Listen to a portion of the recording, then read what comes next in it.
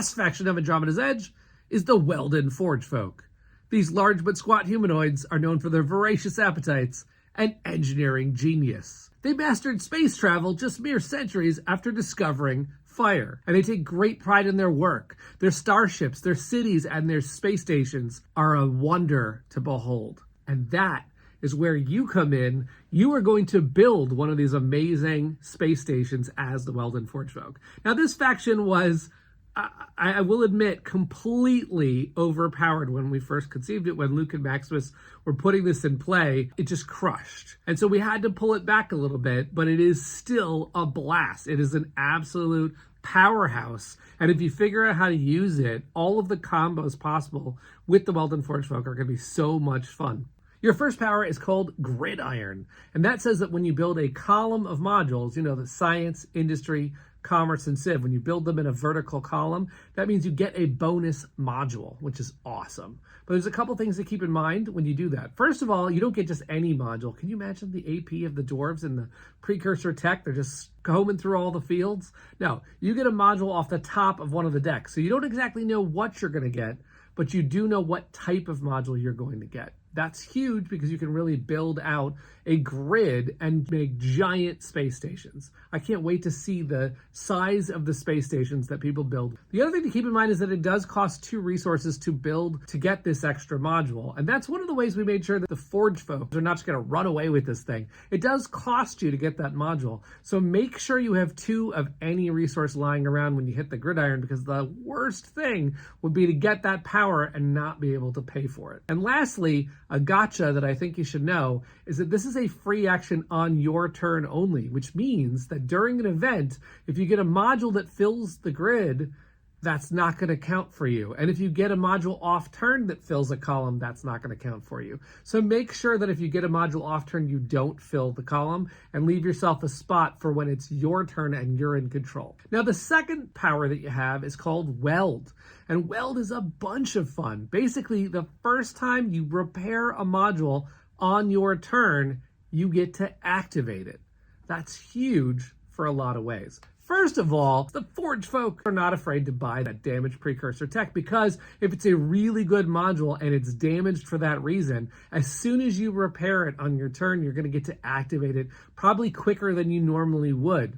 Secondly, now, it doesn't work on the primary reactor. The dwarves don't know that much about science. You can normally not activate science modules that are damaged without running the primary reactor, but the dwarves can target a science module.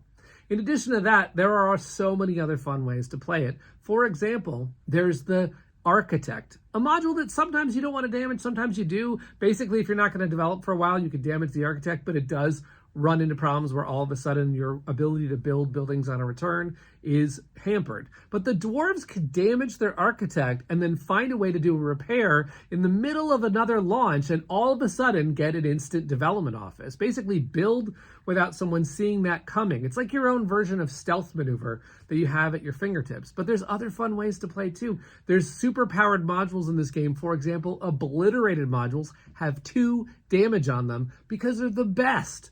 But what the Forgefolk get to do is, even if you're taking off 1 damage, the weld still activates, meaning that if you take 1 damage off an obliterated module, you activate it.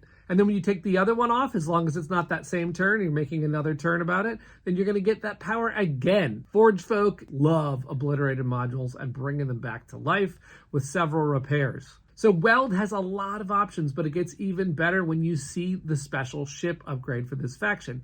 You have the Torch, which is a fighter with the ability to repair modules. So the Torch, as a fighter, gets to do what all the fighters normally do, which is it can launch to occupied regions, which is huge. It has 3 weapons, which is exciting, but its power is Braze. And what that says is that when you launch the Torch, you get to repair something. So you can instantly imagine now all the different ways you're going to get those repairs in on your launch to Andromeda.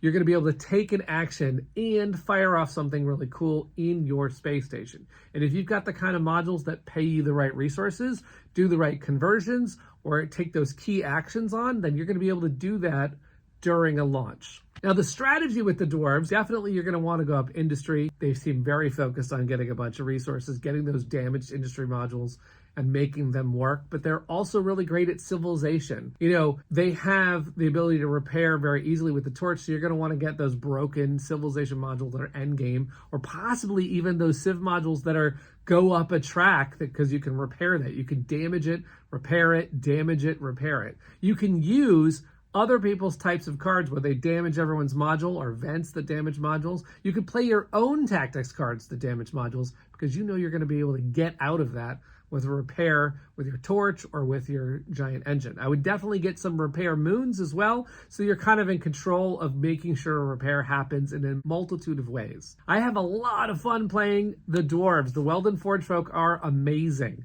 They are probably one of the greatest factions in the game as far as power, and if you can harness that power and build a grid of modules with some great powers on it that you could damage and repair when you need that power, you're going to dominate the edge of Andromeda.